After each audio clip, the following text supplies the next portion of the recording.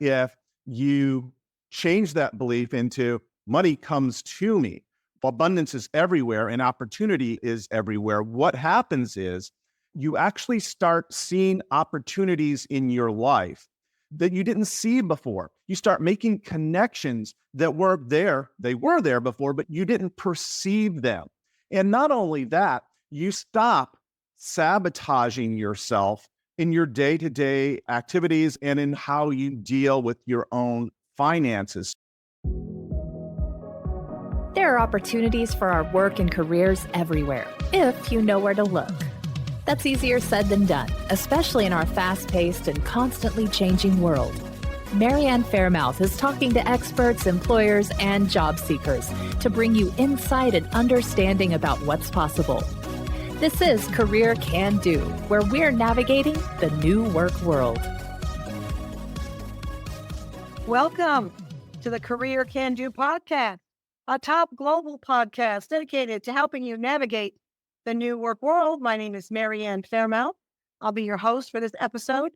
And today I am just delighted to have a guest on my show that I have the highest admiration and regard for.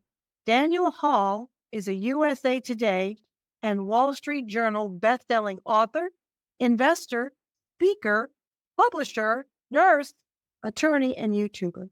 He is the creator of the highly popular Real Fast brand of training products. And I want to have him on the show today because as an executive recruiter, my job is to obviously advise people about the new work world. And then again, I'm trying to help people better their lives, get a better paying job. But once you do that, then what? And Daniel has written a fabulous book called The Money Mindset Makeover, Transforming Your Finances from the Inside Out. And I think this book is coming out at a time that is just so fabulous because I think all of us are looking at a mindset in our lives about different things. And I think money is one of them that maybe is at the top of the list here. So after that incredibly long introduction, without further ado, help me welcome Daniel Hall. Daniel, say hello to everybody. Hello there. Hello, Ann. And hello, everyone listening. Well, we're thrilled to have you on the show. And Daniel and I go back several years. I've always thought the world of him. But Daniel, can you share with our listeners what motivated you to write The Money Mindset Makeover, Transforming Your Finances from the Inside Out? Tell us about that.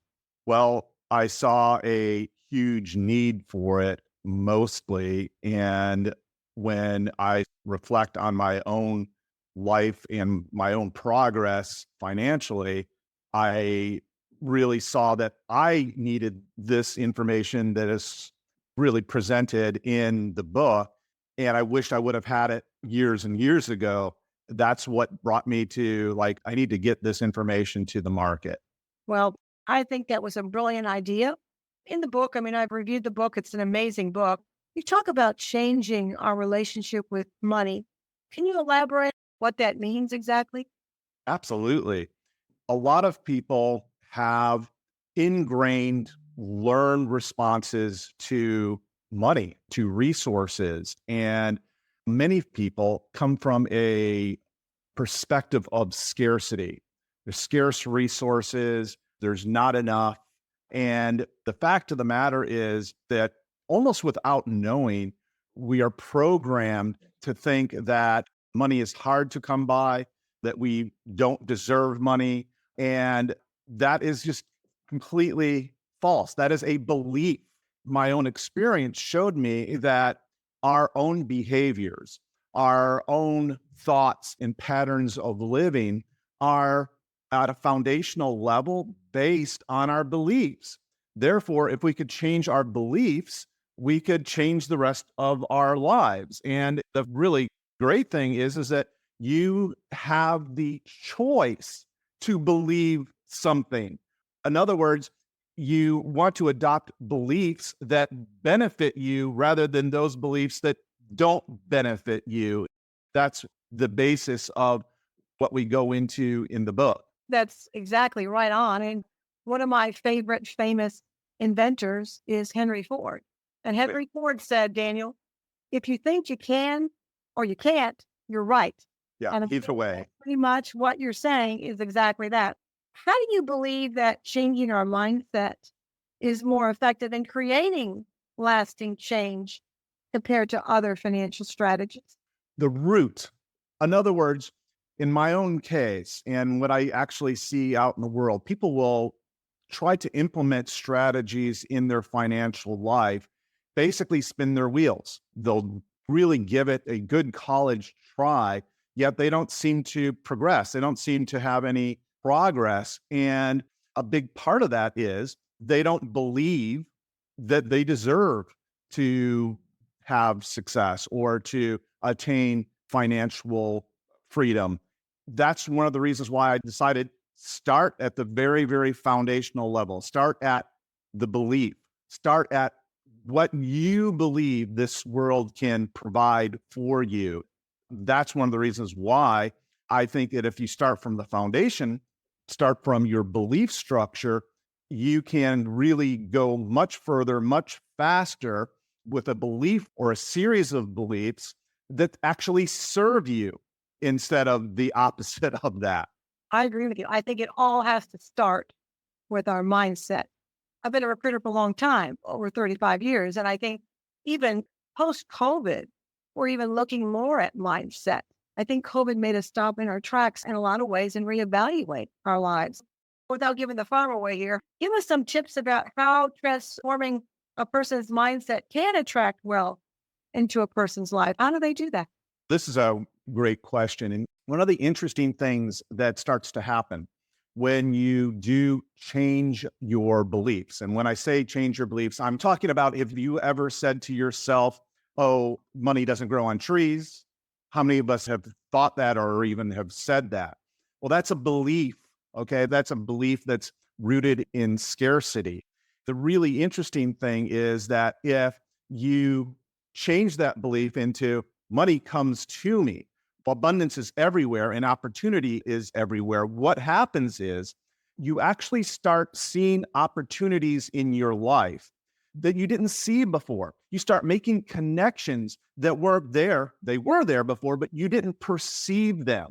And not only that, you stop sabotaging yourself in your day-to-day activities and in how you deal with your own finances. So if you change sort of the series of core beliefs, then all these things, it's like fertilizing a garden. You start really see things start to grow and blossom in this now garden because you've made the soil fertile, to take that analogy. As a recruiter, I see people coming into me, Daniel, that don't have exact experience, but they have transferable skills. And if they change their mindset and go into an interview and say, look, I don't have every single thing you want, but let me tell you what I do here. I have the ability to come in here with the context I have and bring something to you. I have the ability to do homework on my own to become a quick study. I think when people go in, I see it anyway, and they interview like that, they're more likely to get the job than someone that's got 10 years that goes in and says, I'm wonderful, you need to hire me. So I think it all starts with mindset. But give us some examples of success stories, maybe of people that have used your system and how you did turn them around. Well, the prime example, number one, is myself. I started life as a person that didn't really think a whole lot of myself. I had learning disabilities and dyslexia, had a speech impediment. I didn't do very well in school. I didn't really develop the social graces until much, much later on. And the really interesting thing is like many people, and I suspect many people in your audience, the first thing that I learned was how to actually make money. So I went through college late. I went through law school late, in other words, later in life. And I sort of figured out a lot of things along the way. But the really cool thing is that when I was able to sort of learn how to make money, I thought, oh, my problems are solved. I've now created a skill set and a way of doing business that I can make a lot of money. Great. The thing is that just because I learned how to make a lot of money doesn't mean that solves your financial woes or your way of living. Then the next step kind of comes into being, and that is to become financially literate. and then to know what to do with the money when it comes in. So it's really kind of a two-step process. And to go back to your question, many people have started way behind the eight ball with lots of disadvantages that really kind of transcended those early experiences in their lives to develop empires, really, and become very, very financially successful. And a couple names that come to mind, of course, is folks like Oprah, very much like that, very disadvantaged. And again, learn to make the money and then become financially literate. And many others. The Paul Mitchell, I can't remember his name, but he is another guy, very, very disadvantaged. The lady that started Spanx, that is another person, very, very disadvantaged, but they transcended, they went beyond and built upon sort of a new reality for themselves in spite of their past. That's really what this book does. It tries to meet the reader wherever they are and help them to transform how they think about money so that they could see the immense opportunity that's everywhere, really, and how they can then take that opportunity and use it in their own lives, to sort of use those opportunities as a springboard to parlay one opportunity to the next, to the next, to the next, to the next, until you've really built a very sound, very stable financial future. Well, I think that's wonderful. And I think this is a unique book because a lot of books like this will tell you they start at a certain place, like way up here, but your book meets the person where they are. And it all starts with your mindset. We can have the right mindset, law of attraction, but then we got to put action behind it. We got to decide what we're going to do and how we're going to do it. And this book, I think, takes you by the hand and helps you go on that journey, which in my opinion, I mean, I've read a lot of financial books, but I haven't read a financial book like this. That's really an important resource for people to know about. And I'm thrilled to have you on the show, Daniel, to let our listeners know about that, because I'm seeing people that have lost their jobs during COVID, people that are trying to better their lives and get another job. It's a mindset they have to start with, really, to become successful. And if you can pick up a book that's going to help you get to a place where you get the right mindset, but then it gives you the steps to go further. Wow, what a gift. If somebody wants to get a hold of this book or visit with you more, how do they do that? Do you have a website they can go through to get to you? Or how did somebody contact you to get more information about this? They could actually go to danielhallwebinars.com/MMM, okay, for Money Mindset Makeover, MMM, danielhallwebinars.com/MMM, and actually go get this book and pay what you want. You could actually get it for free. That's no problem at all. Although I will say that when you go to danielhallwebinars.com/MMM, that you do pay something for the book. That's not for me. I don't need the money, but for you, because the fact of the matter is that we as humans, we really only value those things that we pay for. The fact of the matter is that I also realize the vast majority of people that download this book for free, and I've had literally hundreds of people do it, they'll download it for free. They won't value it. They'll never crack it open, and therefore they'll never get any benefit from the book. And those people that will throw $5 or $10 or $20 at the book, they will value it because they've ponied up cash, and they will value it and therefore have a much higher likelihood or probability that they'll actually crack the PDF open and start reading and instituting what is in the book. So that's at danielhallwebinars.com/MMM, where they can get it for free, pay what you want, either way. That's the best way to reach out. I'm just thinking, how can a reader, how can they sustain their new money mindset over time and through various financial challenges? As a recruiter for so many years, Daniel, I'm seeing so many challenges, not only in our work world, but just overall.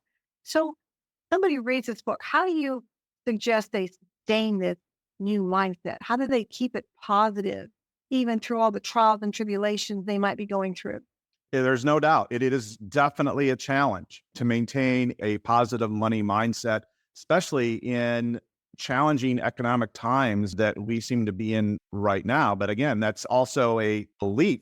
Are we in challenging economic times, or there are statistics that you could look at right now that say that we actually live in the best time in the entire history of this planet with the resources and the abundance that is everywhere. So again, that's a decision that you make. But to answer your question specifically, it does require, yes, an iota, a kernel of discipline, to be watchful of your own mind. This is really almost a spiritual and mental quest.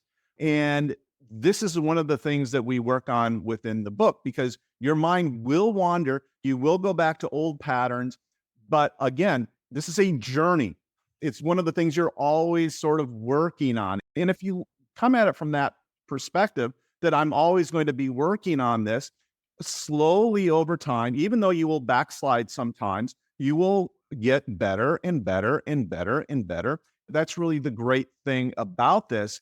The other really interesting thing, Marianne, is if you will do this, you will start to see changes in your reality.